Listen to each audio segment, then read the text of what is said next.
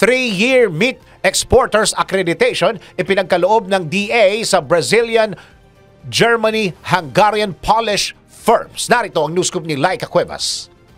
Binigyan ng Department of Agriculture ng 3-year meat exporters accreditation ang ilang kumpanya sa Brazil, Germany, Hungary at Poland. Ayon sa DA, sumunod sa Animal Health Code ng World Organization of Animal Health at Quarantine at Meat Inspection Standards ng Pilipinas ang 36 na meat establishments sa Germany, 48 sa Brazil, 3 sa Hungary at 12 sa Poland.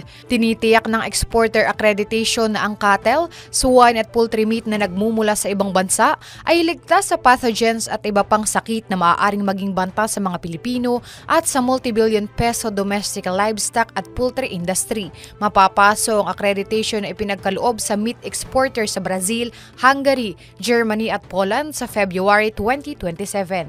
Para sa News Scoop, Laika Cuevas, nagbabalita ng tama, naglilingkod ng tama.